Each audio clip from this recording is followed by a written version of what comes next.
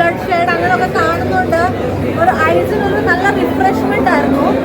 നല്ലൊരു അറ്റംപ്റ്റ് ആണ്. ആദ്യമായിട്ട് മീൻസ് കുറെ നാൾ കഴിഞ്ഞ് 3D ഷൂട്ട് ചെയ്യുക, 40 years കഴിഞ്ഞ് സെക്കൻഡ് 3D ഷൂട്ട് ചെയ്യുവാണല്ലോ നമ്മുടെ മൈഡിയ കഴിഞ്ഞിട്ട്. അപ്പം തിയേറ്ററിൽ നല്ലൊരു റിഫ്രഷിങ് ഫീൽ ആയിരുന്നു. മ്യൂസിക് ഒക്കെ നന്നായിട്ടുണ്ട്. ഡയറക്ഷൻ, അതായത് നമുക്ക് സ്ക്രിപ്റ്റ് കൊടുത്ത് എല്ലാം ന്യായം കൊടുത്തിട്ടുണ്ട്.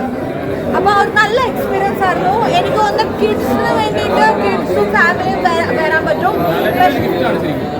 ഒരു ക്രിസ്മസ് ഗിഫ്റ്റ് ആണ്, ഒരു സാന്റാ ക്ലോസ് ഒരു ഗിഫ്റ്റ് തന്ന പോലാണ്. പക്ഷേ ഒരു നോർത്ത് ഇന്ത്യൻസ് കണക്ട് ആവത്തില്ല. നമുക്ക് കണക്ട് ആവും, പക്ഷേ നോർത്ത് ഇന്ത്യൻസ് കണക്ട് ആവത്തില്ല. പിന്നെ ചെറിയ എൻഡി പോകുമ്പോൾ നല്ല സർപ്രൈസ് ഉണ്ട്. അപ്പോൾ അങ്ങ് ഒരു തിയേറ്ററിൽ ഒരു ഓളം വന്ന പോലെ വളരെ രസമുണ്ടായിരുന്നു. കളർഫുള്ളായിട്ട് തോന്നി.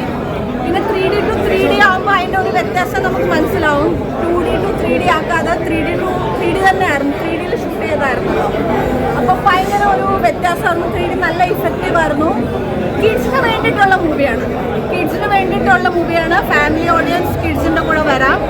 എന്നിട്ട് ഇപ്പം കുറേ നാളുകൊണ്ട് നമ്മളൊരു ബ്ലാക്ക് ടോണിൽ കാണുമ്പോൾ ഇപ്പം എല്ലാം ബ്ലാക്ക് ആയിട്ട് വരുന്ന ഫിലിംസ് അല്ല, വയലൻസ്, ബ്ലാക്ക്, അതിനെക്കാട്ടും വലിയ വ്യത്യാസമായിട്ട് ഒരു ഡിഫറെൻറ്റ് ജോണർ അറ്റൻഡ് ചെയ്തിട്ടുണ്ട്. ഡയറക്ഷനിലും നല്ല